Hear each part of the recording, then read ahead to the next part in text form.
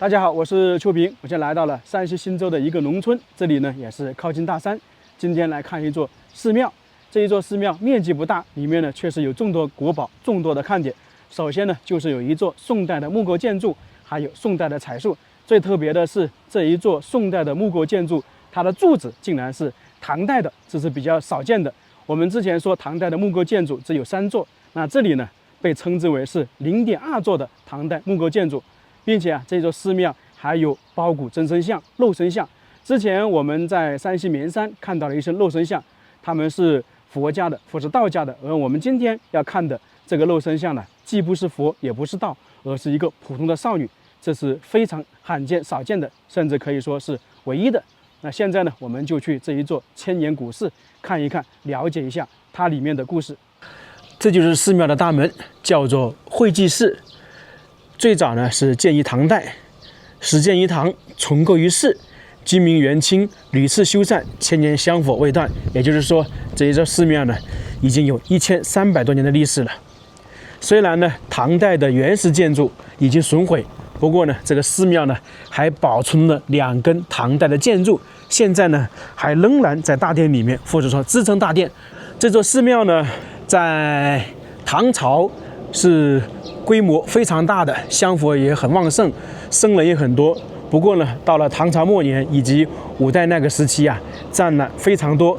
这个寺庙呢，遭受到严重破坏，逐渐荒废。到了宋朝，当地的百姓和僧人呢，在唐代的原址上面重建了会济寺，特别是里面有一座大殿呢，就是宋朝保留下来的。全国重点文物保护单位会济寺练家岗遗址，因为这个村落呢就叫练家岗。这边还写了跟着悟空游会济寺，因为这个地方啊也是悟空游西游的一个重要打卡地点。游戏里面的小西天就是在这个里面取景的。现在呢我们去里面看一下，当然这个门楼也是后面修的。这个寺庙总体面积不是很大呀，差不多就是一进院落，打开门就可以进来了。大家发现没有，山西的很多寺庙它大门都是在侧边，已经看过很多次了。进来之后就是一个四合院。来到山西真的会感觉到非常震撼呢，在一个小小的院落里面有这么多的古建筑，唐代的、宋代的，还有明清的。明清的古建筑在山西已经不稀奇了，到处都有。我们先来看一下南边，这里呢叫南殿，也叫做慈航殿。大家看这个建筑风格，看得出来是什么朝代的吧？它是在清朝初年康熙时间进行了大规模的接顶重修，所以这个建筑呢大概就是那个清代遗存下来的。到了乾隆和光绪也经过多次修补。当然这个建筑在唐宋肯定也是有的。现在去大殿里面看一下，慈航殿也就我们说的观音。进来之后可以看到有很多塑像，看起来感觉非常震撼的。最中间的就是观音的塑像，在上面呢还有一个牌匾，写的是度弥经。这个是清朝光绪时期的，也有100多年了，也算是文物了。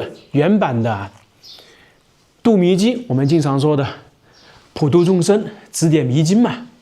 一进来我们说这里的彩树让人震撼，但实际来讲的话，通过我们看过一些宋代的和唐代的彩树，那看这些彩树的话，就感觉还差一点，应该是明代建造的。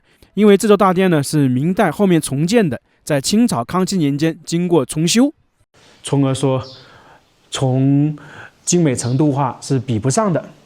最中间这个呢就是观音菩萨的那个塑像，大家发现没有，这个观音的塑像和我们在其他地方看到的是有点不一样，它是男脸，也就是说男版观音像。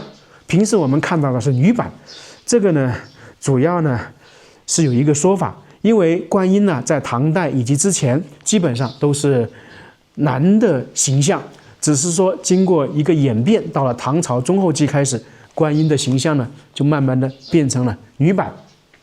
所以我们看到的大部分观音像啊，都是女版的，因为毕竟从唐朝保留下来的非常少。在主像旁边也有很多彩树，被称为是12圆觉菩萨像。那这个呢，大概是明代的，不过呢，它是按照宋代的风格来打造的。为什么呢？大家看它胸前的那个璎珞，倒过来的一个宋字。这个大殿里面最珍贵的不是这些彩树，而是它后面墙壁上面的壁画。尽管有点那个脱落，但是我们也看得出来，上面呢也是有观音的。那这个是明代的，叫做观音救八难壁画，距今的差不多500年的历史。他们是采用天然矿物颜料绘制，以石绿、铁青色为主，历经了500年，还是挺艳丽的。这就是古代的技术，古代工匠确实很厉害呀。我们继续来看一下，前方呢就是文殊殿，也是整个这座寺庙里面最核心的建筑。大家看一下这个大殿是不是非常宏伟呀？这是宋代的原构，明代修缮，距今有差不多1000年的历史，被誉为是宋建瑰宝。在唐代这里也是有建筑的，只不过呢，可能是5代十国时期被战乱损毁了，后面呢，在宋朝经过重修。那我们看这些主体建筑啊，基本上都是宋代保留下来的。你要看宋代的建筑，或者是唐代的木构建筑，基本上都是在山西啊。所以山西不管哪个地方都是古建筑。这个呢是坐北朝南，面阔5间，进深3间，可以看到呢是属于单檐歇山顶的。重檐歇山顶的在寺庙有是有，但是比较少。往上走看一下，看看下面的斗拱。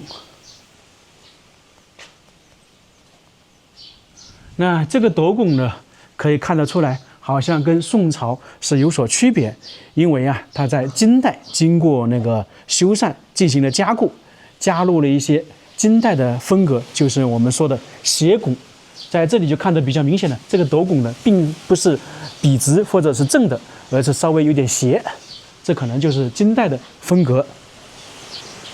在大殿前面有很多古碑，这个就不稀奇了。清朝嘉庆的，就是乾隆的儿子。看这些门窗，一眼望去，历史是非常悠久的，包括这些柱子，这应该是宋代留下来的。现在进去看一下，这就是大殿的内部。一进来，我们可以看到有很多彩树，这些呢是宋代的，非常非常精美啊，也让人震撼。我们等一下再细说。另外呢，我们来到里面，是不是感觉非常空旷啊？这个呢，就是当时宋朝建筑的一些黑科技，相当于我们现在的黑科技啊。首先呢是减重，大家发现没有？这个大殿里面的柱子啊，中间没有，它靠边上，这就是典型的减柱造。正常来讲的话，这样的大殿这一块呢是要有6根柱子，就这样排过来。我们这一块呢看到只有4根，那等于呢这个中间呢是少了2根，就等于用4根支撑房子，瞬间扩大了殿内的空间，方便礼佛和观赏彩树。这种工艺呢，在宋代是非常先进的，就是在这个位置，所以这也是一种黑科技。现在来看一下这个内部的一些结构，这些都是柱子啊，这个比较小，我们看一下旁边这个柱子非常粗啊，可以说是差不多有2根那么粗。这里写了“天下独一无二神木枸杞”，就是说这个木头是枸杞木，这个是非常少见的。我们经常说那个木头非常珍贵的是金丝楠木，而这个枸杞木我是第一次看呢，特别是在寺庙里面，差不多有50到70公分的那个直径啊。不知道为什么会把枸杞木放在这里啊？那这个木头年限肯定是非常长的，不管是什么木头长到这么大，都是要很长的时间的。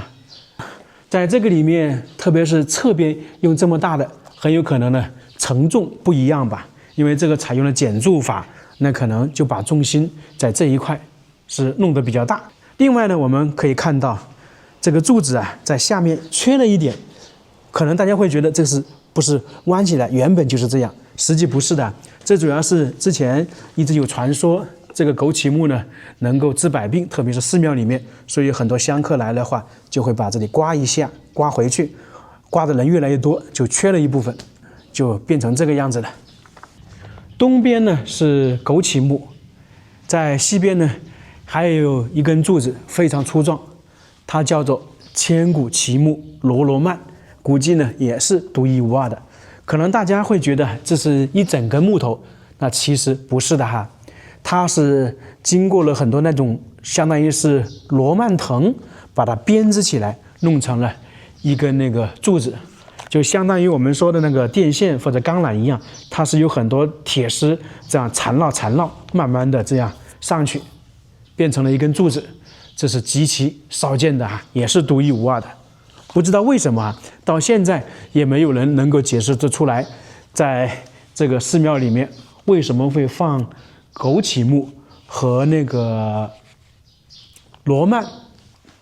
刚才我们说这里呢也能够看到唐代的木构建筑，那就是这个唐朝遗柱1号、2号，总共是2根，这个是八面菱形，这也是非常少见的。正常来讲，我们说柱子是圆的，而这里呢，不知道为什么是放的八面形。这是1300多年保留下来的，反正现在也没有人能够确认为什么会弄成这个形状，也是一个千古之谜。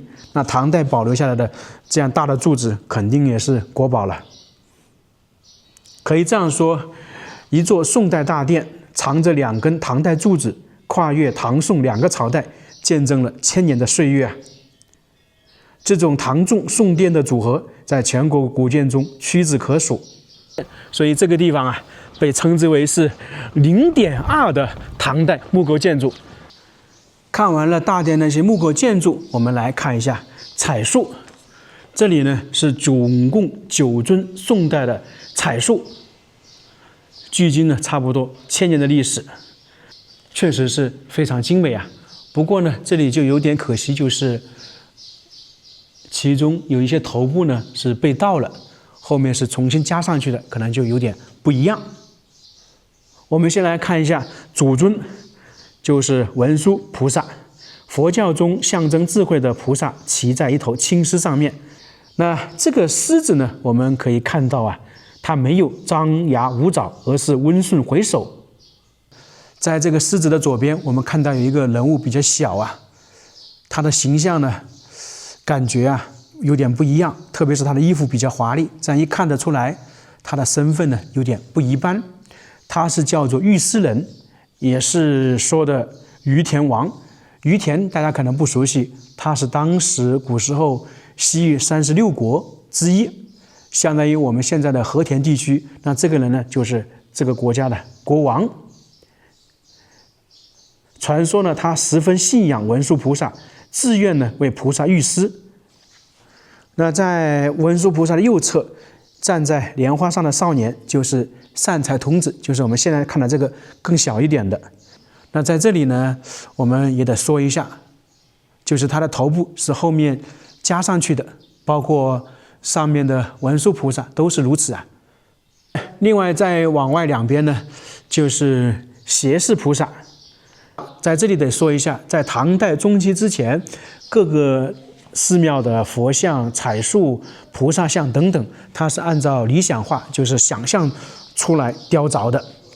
而到了唐朝中期之后呢，这些彩树啊，慢慢的就开始往人文化，就是往现实那个进行雕琢，就很多参考了现实的，特别是宋代比较明显，就是有个过渡期嘛。现在我们看到呢，这个是护法天王，左右各一尊呢，身形高大，顶天立地，浓眉圆眼，怒目而视，身披铠甲，这个都看得清楚了。他们以前应该是拿了法器的，现在没有。肌肉线条也比较饱满，面部呢表情威严。1000年过去了，仍然威风不减呢。这两尊天王差不多有3米啊。这个大殿的唐代柱子以及这个彩塑看完了，我们就来看一下今天另外一个重点——肉身像，也是来这个寺庙的重点之一。它就在旁边，在西边的角落。肉身像是这个寺庙的传奇。曹姑姑肉身像，1000年不腐的唐代少女，就是眼前我们看到的。它刚好呢是在文殊殿的西边角落。这是唐代16岁少女的真身遗塑，1000年不腐，至今完好，也是山西罕见的肉身遗存。之前我们在绵山看到了15尊那个真身肉像，有佛的，有道的。而这个曹姑姑呢，她既不是佛，也不是那个道，她是一位普通的16岁少女。当地呢流传着这样一个感人至深的故事：唐代呢在建这个会稽时，工程浩大，需要大量的人力物力。当地一位16岁的曹氏少女，心地善良，看到们工匠辛苦，每天呢免费为试验担水、做饭、打扫卫生，风雨无阻，从不间断。当时呢，她还没有成家，没有嫁人。整整3年呢，曹姑姑日复一日的见事出力，从不叫苦叫累。等到寺庙即将竣工的那天，曹姑姑干完活，悄悄地走到大殿角落，盘腿而坐，安然作画，脸上呢带着微笑，年仅16岁。工匠和僧人发现之后，十分悲痛呢，又无比敬佩她的善心与功德，于是按照她的真身形态塑成肉身像，供奉这殿内，享受1000年香火。当地百姓尊称她为曹姑姑，也就是说，差不多1300多年，她的肉身不腐。为什么会叫曹姑姑呢？因为她没有嫁人，当地呢就叫她曹姑姑。如果她已经嫁人了，那就称之为娘娘。这个肉身像呢，差不多是高约1米，坐姿端庄，神态安详，和普通少女呢无异。因为她不是佛，也不是道，从而呢就没有佛像的威严，只有亲切与温暖。据当地百姓说，这个曹姑姑的那个肉身像啊，偶尔还能闻到淡淡的香气，就是1000多年一直都有。这个呢是让人觉得不可思议啊！向这位曹姑姑致敬。到这里，这座1000年寺庙差不多就看完了。尽管说面积不大，只有1进院落，可看的地方确实还是挺多的。宋代的木构建筑，唐朝的柱子，还有宋朝那个时候的黑科技，以及13岁唐代少女曹姑姑的肉身像，这是一个传奇啊！今天呢也算是大开眼界，又打卡了一个新的地点。这个地方呢也是不需要门票，大家如果感兴趣的话，可以来看一看。那今天我们这个视频就到这里了，非常感谢大家，我们下个视频再见。